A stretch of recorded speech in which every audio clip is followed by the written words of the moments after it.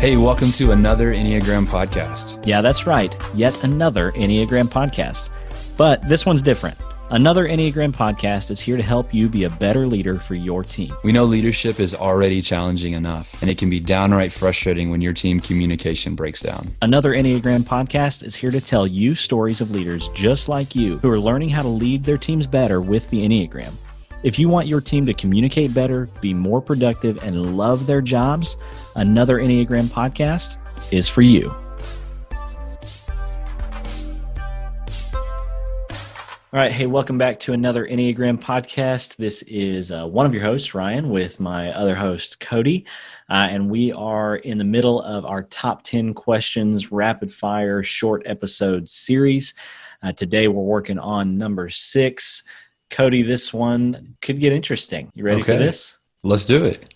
Okay. Here it is. Number 6 on our top 10 questions about the Enneagram. Is the Enneagram a religious thing? Whoa. Yeah. Also, I mean, we don't have to talk about it, but you could just throw this in there too. Is it a political thing? I mean, they say not to talk about religion and politics. So, I mean, why not just go both of them, right? Let's just get muddy, Let's just do it. Let's do it. Is it, so back to your original question. Is it a religious thing?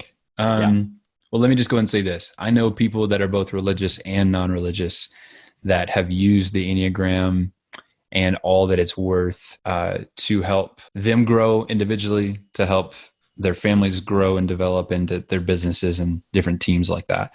I think whether you are religious or non-religious, I think that self-growth, self-awareness are fantastic pieces of our development that we cannot skip out on.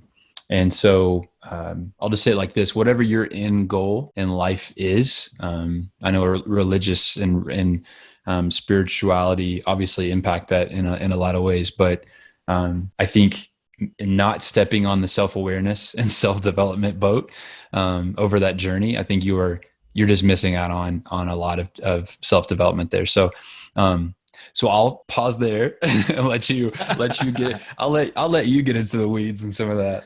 Yeah, well, we're not actually going to talk about politics on this one, but if there was ever a politically maneuvered answer for that question, I think you nailed it.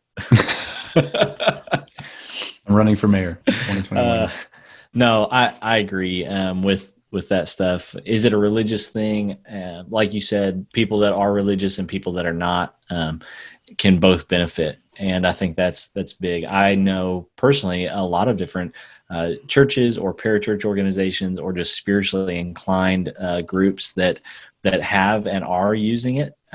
Now they may be using it for something different than what a local business down the street from me might be using it for. They definitely are.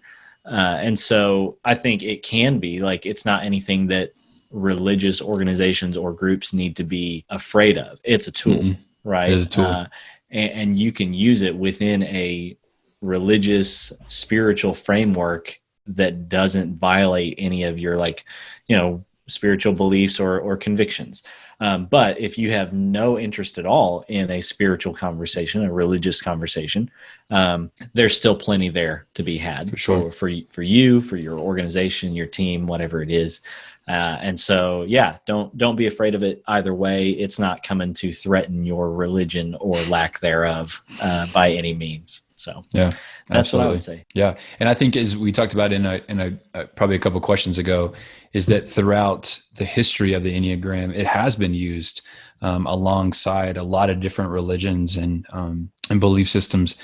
And I think that kind of points to its value as a tool. And so yeah, I think if anybody's kind of struggling to get down with Enneagram based on religious beliefs or things like that, I think just do a little research, dig into how it's been used throughout history, and you'll see that I think it's impacted people from all different walks of life, which is kind of exciting.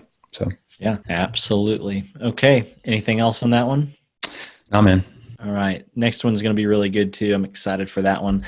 We'll see you on number 5. Hey, thanks for joining us today on another Enneagram podcast. As fellow leaders, we know it can be frustrating when it seems like you always run into the same problems on your team with the same people.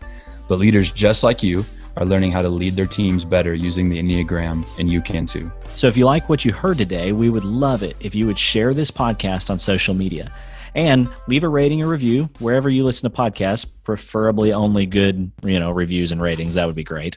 If you'd like to connect with us, you can find us on Instagram. We're at Another Enneagram, or head over to our website, anotherenneagram.com. Thanks for listening, and we'll see you on the next episode of Another Enneagram Podcast.